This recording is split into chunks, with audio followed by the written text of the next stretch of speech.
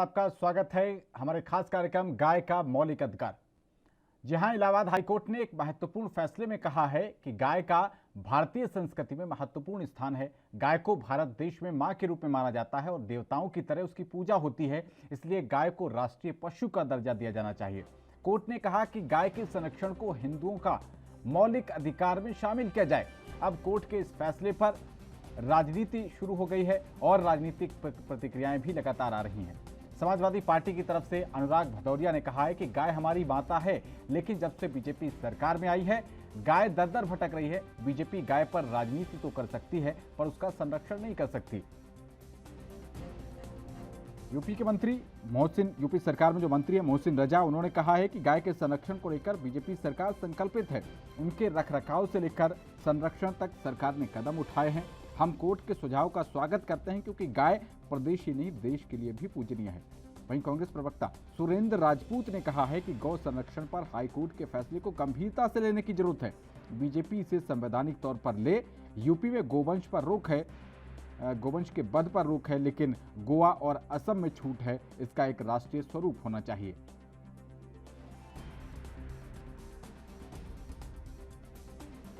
ये बिल्कुल सही है, गाय हमारी माता है और हम समाजवादी तो गाय अपनी माता को पालते हैं, उनका पालन पोषण करते हैं। लेकिन जब से भारतीय जनता पार्टी की सरकार इस उत्तर प्रदेश में आई है, गाय माताओं के लिए रहने के लिए जगह नहीं है। वो रोड पे घूमती रहती हैं, चाहे वो बारिश हो, गर्मी हो, ठंड हो, बेचारी रोड पे रहती हैं। इन्होंने नाम के गौशाला बनाए हुए हैं, लेकिन वहां पे खाने तक का खाना प्रोवाइड नहीं कर पाते। बेचारी भूख से उनकी मौतें होती हैं और कई बार तो गाय माता रोड पे ट्रक से टकरा के उनकी मौत हो जाती है। और ये भारतीय जनता पार्टी की सरकार गाय माता पे राजनीति तो करती है, लेकिन गाय माता को भोजन नहीं दे सकती, उनके रहने की व्यवस्था नहीं कर सकती। इससे ज्यादा शर्म की बात तो किसी भी सरकार के लिए हो ही नहीं सकती।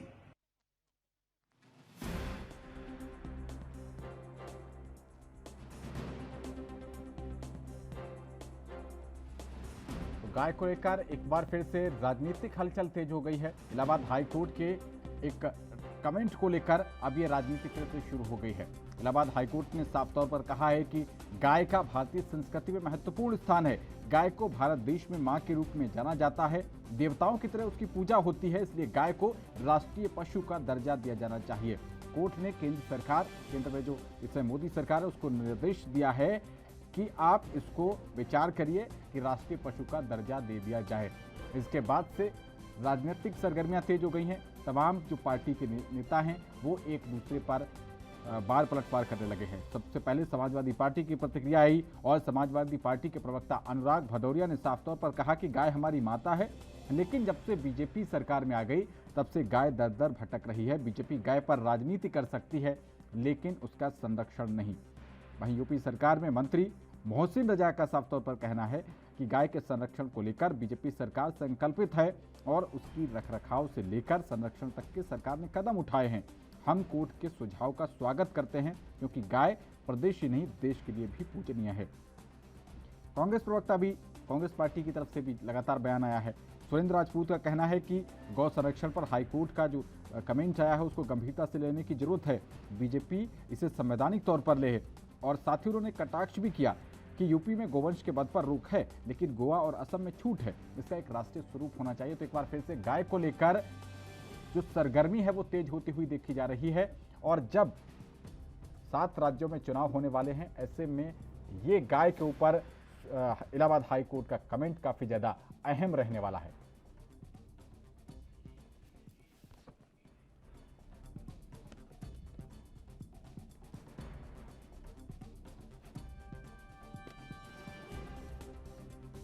तो इसी विषय पर हमारे साथ चर्चा करने के लिए समाजवादी पार्टी से संजीव त्रिवेदी जी फोन लाइन पर जुड़ गए हैं। बहुत स्वागत है संजीव त्रिवेदी जी। इलाहाबाद हाईकोर्ट ने साफ तौर पर कहा है कि गाय को राष्ट्रीय पशु घोषित कर देना चाहिए। आपकी पार्टी की तरफ से आपके जो बड़े नेता हैं अनुराग भदौरिया जी, उनकी तरफ से कहा गया कि बीजेपी जब से सत्ता में आई तब से गाय दर दर भटकने लगी। बिल्कुल, देखिए अनुराग जी हमारे बड़े नेता हैं और सबसे बड़ी बात यह है कि जो न्यायालय ने कहा है ये समाजवादी पार्टी की बहुत पुरानी मांग है। पहले से कहती चली आई समाजवादी पार्टी कि गाय की पूजा करना हमारा जो राष्ट्रीय दायित्व है। लेकिन दुर्भाग्य से भारतीय जनता पार्टी और भारतीय जनता पार्टी के नेतागण कहीं न कहीं गाय के नाम पर सिर्फ राजनीति कर रहे हैं। इसीलिए आज तक गोवा और असम में गाय का वध जो है वो प्रतिबंधित नहीं कर पाई। ये बहुत बड़ा दुर्भाग्य का। तो संजीव त्रिवेदी जी, आपको कौन रोक रहा था? राष्ट्रीय पशु के अलावा एक राज्य का भी पशु होता है, जानते होंगे आप, जानकारी होगी आपको। राज्य का पक्षी भी होता है, तो आप उसको राज्य में कम से कम जो है वो उसको संरक्षित करवा देते, राज्य पशु बना देते। आपकी तो कई बार सरकारें नहीं सर। जी, बिल्कुल ठीक बात है। लेकिन मैं इनसे पूछना चाह रहा हूँ भारतीय जनता पार्टी से कि ये भी कुछ करेंगे कि नहीं करेंगे? 2014 से ये सत्ता में है, केंद्र में है, राज्य में, स्टेट में है, सॉरी केंद्र में है, और 2017 से स्टेट में आ गए हैं। इससे पहले भी ये रहे हैं, गाय के नाम पे हमेशा राजनीति करते आए। क्या इनका कोई दायित्व है या सिर्फ राजनीति करेंगे? राजनीति करने का काम सिर्फ भारतीय जनता पार्टी का गाय के नाम पे कर रही है, ये बंद होना चाहिए सर। बीजेपी से तो मैं जवाब दूंगा। माननीय न्यायालय ने जो कहा है उसको तुरंत लागू करना चाहिए। संजीव जी, बीजेपी से भी मैं जवाब लूंगा, उन्हीं की सरकार है, सबसे ज्यादा सवाल उन्हीं से होंगे। लेकिन आप भी 3-4 बार सरकार में रहे हैं, आपकी पार्टी की सरकार रही है, किसने रोका था? आप उसको कम से कम राज्य पशु घोषित कर देते, संरक्षण तो हो जाता ना सर। गाय के नाम पे हमेशा समाजवादी पार्टी ने उसको संरक्षित करने का काम किया। कामधेनु योजना आपको मालूम होगी कितनी हमारी बड़ी योजना थी, लेकिन जैसे ही भारतीय जनता पार्टी सरकार उत्तर प्रदेश में आती है, सबसे पहले कामधेनु योजना को बंद किया गया। ठीक, क्या ये दुर्भाग्य नहीं होगा गाय के लिए? ठीक है। तो इसी बीच हमारे साथ बीजेपी के प्रवक्ता प्रदीप भटनागर जी लाइव जुड़ गए हैं। बहुत स्वागत है प्रदीप भटनागर जी एएनबी न्यूज पर। आज ये जो इलाहाबाद हाईकोर्ट का कमेंट आया है, उन्होंने केंद्र की सरकार को जो है वो निर्देश दिया है कि राष्ट्रीय पशु घोषित कर दें, और आपकी जो एजेंडा, जिस तरीके की आप राजनीति करते हैं, उसमें तो बहुत फिट बैठता है। आपको हाईकोर्ट का एक तरीके से सपोर्ट भी हासिल हो गया। क्या देर है, कब तक हो जाएगा राष्ट्रीय पशु घोषित? देखिए, माननीय उच्च न्यायालय जो दिया है अच्छा दिया है, और सोचा जिसके बारे में सोचना भी चाहिए। देखिए, उत्तर के अंदर पहले चीज लागू थी जिसमें सजा का और जुर्माने का प्रावधान। पहले तो मैं साथी को बताता हूँ, जो काम देने के बारे में बात करके मैं उसके बारे में बताऊंगा आपको भी। देखिए, ऐसा है, अच्छी बातें कुछ राज्यों में है और चाहे राज्यों पे छोड़ रखा है ये चीजें। भारत सरकार ने राज्यों पे छोड़ रखा है, वो किस तरह इस पे अमल कराते, किस तरह नहीं कराते। बहुत से राज्य छूटे हुए भी है, मगर उच्च न्यायालय चीज को कहीं आगाह किया है, उस पर विचार तो बिल्कुल होना चाहिए और अच्छी बात है। अगर न्यायालय भी जगह है इस चीज को लेके और उठाई है, तो यह चीजें सोचने वाली है। और न्यायालय ने झंझोड़ा है पूरे हिंदू पक्ष को कि देखिए, गाय की हत्या होती है, आप चुप बैठे रहते हैं। आज पूर्वज भी आप गाय के लिए आंदोलन करते हैं, और इस आंदोलन में स्वर्गीय श्री इंदिरा गांधी जी ने भी वो लाठी बरसवाई थी, गोली चलवाई थी, वो भी हमें अच्छी तरह याद है। अभी जो राजनीति की बात कर रहे थे भाजपा के ऊपर, ये कह रहे थे गाय के ऊपर राजनीति करते हैं। अरे राजनीति करके अगर हमने भारतवर्ष को जगा दिया, गलती कर दी क्या? ये तो अच्छी बात है, तो प्रेरणा है। आप भी हिंदू हैं और फिर ब्राह्मण है। दूसरी, अभी जो कामधेनु की बात कर रहे थे, बड़े अच्छे से सुनिए। आज बताता हूँ, समाजवादी के पार्टी के जितने नेता हैं, रघुवंशी जिन्हें कहते हैं यादव, जिन्हें गाय का बड़ा अच्छा ज्ञान और पालने का काम है। आपको बता दूं कि इनके जो चला था ये गाय पालने का अभियान, जिन्हें कामधेनु कहा, करोड़ों रुपए का मुआवजा, करोड़ों रुपए की फिरौती और करोड़ों रुपए का गबन करके चले गए।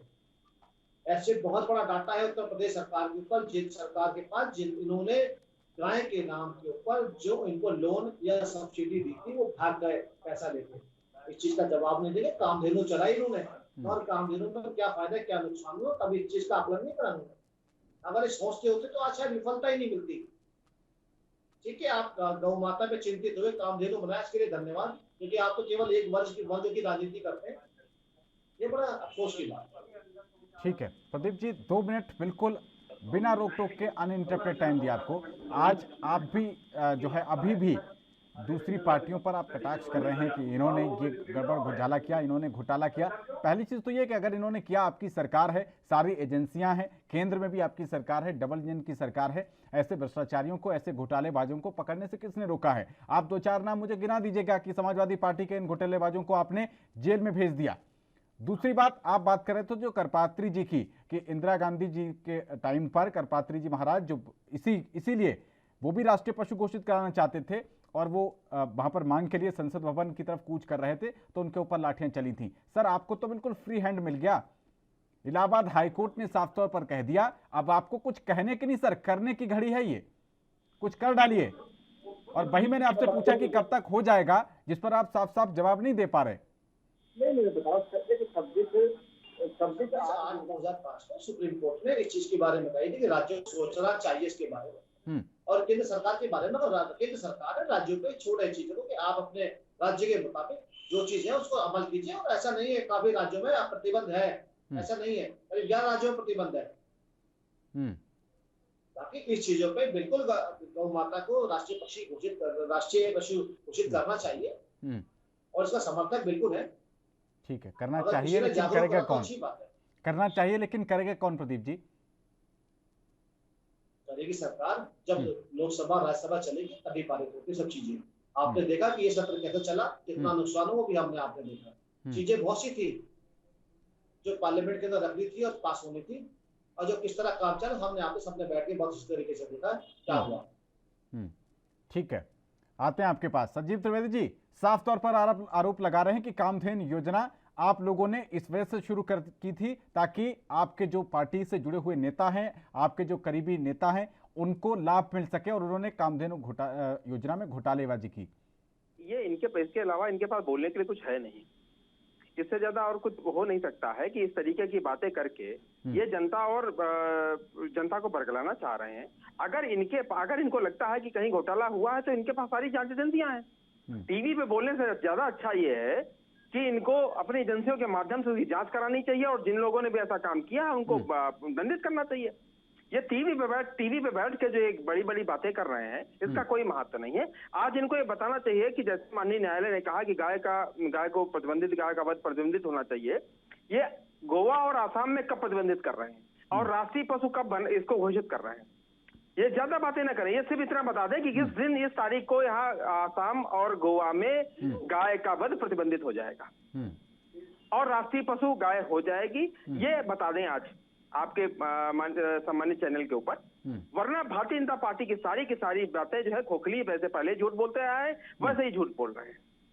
इनको आज स्पष्ट कर देना चाहिए कि गोवध जो है गोवा और आसाम में कब प्रारंभ हो रहा है। ठीक है प्रदीप जी, उनके सवाल का जवाब दीजिएगा कि गोवा और असम में कब कर रहे हैं। लेकिन एक मेरा बीच में कॉम्प्लीमेंट्री सवाल भी है।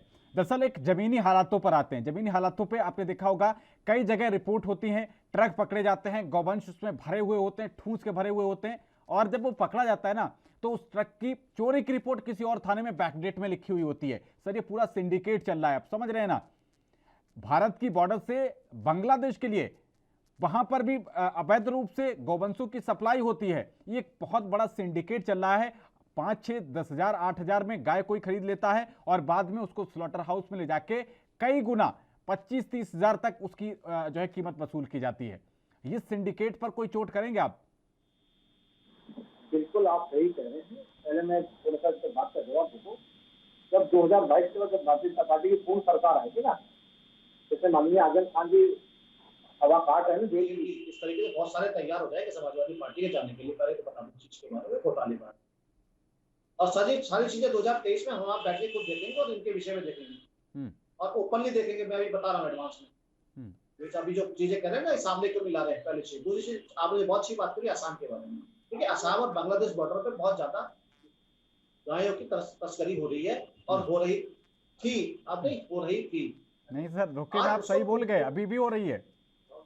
वो हो रही थी, बिल्कुल कह रहा, हो रही थी, बिल्कुल हो रही थी, मैं अभी भी कह रहा हूँ। मगर अब उस पर विराम लगा दिया गया है। ये तो त्रिपुरा से भी हो रही थी, वहां भी लगाम लगा गया है। कितने गौ तस्कर मारे गए बीएसएफ के हाथों, ये भी हमने आपने देखा और अब पढ़ा भी इस चीज के बारे में। अरे प्रतिबंध की बात, समय थोड़ा सा और समय लगेगा आपको पूर्ण रूप से पूरे भारत वर्ष में भी, और जिन राज्यों में हमारी सरकार है उसमें भी पूरी तरीके से प्रतिबंधित हो जाएगा। उसमें कानून बनाना शुरुआत कर दिए और बहुत भारी भरकम उत्तर प्रदेश शुरुआत हुई कानून बनाने की और जुर्माना लगाने की। ये भी मैं इत्तला दे दूं साथी को अपने। ठीक है, लेकिन एक चीज और भी है, आपने इस बारे में नहीं बताया कि जो सिंडिकेट चल रहा है, जो बैकडेट में भाई ट्रक पकड़ा जाता है, पता चला है वो ट्रक बैकडेट में कहीं चोरी की रिपोर्ट लिखा हुआ है, उसके ऊपर कोई कार्रवाई नहीं हो पाती। और अक्सर 99% केसेस में ऐसा होता है, जब भी ऐसे तस्करी वाले ट्रक पकड़े जाते हैं तो उनका ड्राइवर और कंडक्टर भाग जाता है। हर बार ऐसा होता है, ये इत्तेफाक है क्या? दिल्ली में, उत्तर प्रदेश के अंदर और हरियाणा के अंदर कितनी बार पुलिस का और गौ तस्करों का आमना सामने हुआ है और कई जवानों ने अपनी जान गंवाई है। ये भी छुपावा नहीं है बिल्कुल भी। और हमने कई बार राजस्थान की पकड़े भी, दिल्ली पुलिस ने पकड़े और उत्तर प्रदेश पुलिस ने पकड़े। मगर उत्तर प्रदेश के अंदर जब से सरकार आई है, गौ हत्या और गौ तस्करी जो बिल्कुल की तरह बैन लग चुकी है। पहले किसान अपनी गाय भैंस हार नहीं बांध सकता था घर के, चोरी हो जाती थी, हत्या हो जाती थी। हमने आपने दसियों बार पढ़ा और देखा भी। आज उसमें पूर्ण रूप से प्रदेश के अंदर विराम लग चुका है। दिल्ली के अंदर 4 बार 10 बार, रेहड़ी में, पीतमपुरा साइड में, राजस्थान उत्तर प्रदेश हरियाणा बॉर्डर पर कई बार आमना सामना हो चुका है पुलिस का और तस्करों का। और हम अपने कई जवान गंवा भी चुके हैं। मगर इस तस्करी को लगाम लगाया भी गया, ऐसा नहीं है, मगर कहीं पूर्ण रूप से लगाम लग नहीं पा रहा क्योंकि कहीं पे छेद है और उसको पूर्ण रूप से भरने में समय तो लगेगा। ऐसा नहीं है। ठीक है, और उस छेद को आके समाजवादी पार्टी के लोग भरेंगे। क्यों संजीव त्रिवेदी जी, जो छेद बता रहे हैं समाजवादी पार्टी आकर उसको भर देगी? इनको छेद भी बता देने चाहिए, सिर्फ छेद कह देने से छेद नहीं समझ में आएगा। इनको बता देना है कहाँ कहाँ छेद है, ये इनको बताना चाहिए। यानी कि अभी भी मेरे क्वेश्चन का इन्होंने उत्तर नहीं दिया कि आसाम और गोवा में बीफ कब प्रतिबंधित होगा। दूसरी बात है कि भारतीय जनता पार्टी का शासन जब से आया है देश के अंदर, तब से वर्ल्ड के बीफ एक्सपोर्ट में हम भारत नंबर 1 पे पहुंच गए। ये किस तरीके की गाय का संरक्षण हो रहा है कि बीफ के एक्सपोर्ट में नंबर 1 पहुंच गए और हम बात ये कर रहे हैं कि भारतीय जनता पार्टी की सरकार है और गाय को हम अपनी माता मान रहे हैं। ये हम समझ नहीं पा रहे कि कौन सी माता किस तरीके से मान रहे हैं कि पूरे वर्ल्ड के बीफ एक्सपोर्ट में आज भारत नंबर 1 पर है। ये कैसे हो रहा है? ये कौन से जादू की छड़ी है कि बीफ का एक्सपोर्ट भी बढ़ रहा है और भारत गाय की माता को, भारतीय जनता पार्टी के नेता गाय की माता मान रहे हैं? क्या इनको मालूम नहीं है एक्सपोर्ट तो सरकार की मर्जी से होता है ना? ठीक है, जवाब लेंगे इनसे। प्रदीप जी आता हूं मैं, आता हूं आपके पास, जवाब लेंगे इनसे। लेकिन संजीव त्रिवेदी जी, एक चीज और है, आप लोग कहते हैं कि हम लोग संविधान का बहुत ज्यादा जो है सम्मान करते हैं। अब तो हाईकोर्ट ने ये कह दिया कि मौलिक अधिकार होना चाहिए जो हिंदू हैं उनको अपने गौ माता का संरक्षण करने का। अब अगर कोई इनकी पार्टी से, जो जैसा इनके बजरंग दल और विश्व हिंदू परिषद के लोग तमाम तरीके से इन्वॉल्व रहते हैं गौरक्षा के आंदोलनों में, अब आप समाजवादी पार्टी जो है वो गुंडा कहना बंद कर देगी उनको? क्यों गुंडा कहने का? किसी की गाय के नाम पर किसी की हत्या करेंगे तो ये गुंडे नहीं होंगे क्या? हत्या करना कानून में सबसे बड़ा अपराध है। नहीं, हत्या की बात नहीं, बात ये कही जा रही है कि मौलिक अधिकार कर देना चाहिए। तो मौलिक अधिकार जब होगा गौरक्षा करने का तो संघर्ष तो होगा। अगर कोई गौ तस्कर, मैं ये बात नहीं कर रहा, वो गौ तस्कर कोई भी हो, किसी भी समुदाय का हो, किसी भी जाति का हो, अगर वो गौकशी के लिए ले जा रहा होगा और इनके संगठन के लोग अगर उसको गौरक्षा के मौलिक अधिकार के नाम पर उसको पीटेंगे या उसको पकड़ के नहीं, पीटने का अधिकार, मुझे इनको स्पष्ट कर देना चाहिए कि पीटने का अधिकार भी भारत के कानून ने दे दिया है क्या इनको? पीटने का अधिकार क्या भारतीय जनता पार्टी के लोगों को मिल गया है क्या? ये कानून का अधिकार है इनको। अगर कोई भी आदमी इस तरीके से तस्करी कर रहा है तो पुलिस अपना काम करे। इनके गुंडों को किस तरीके कब अनुमति मिल गई कि नहीं जाके वो किसी को पीटने लग जाएंगे जाके गाय के नाम पर? प्रदीप जी, वो रहेंगे गुंडे ही, आप ज्यादा खुश ना होइएगा।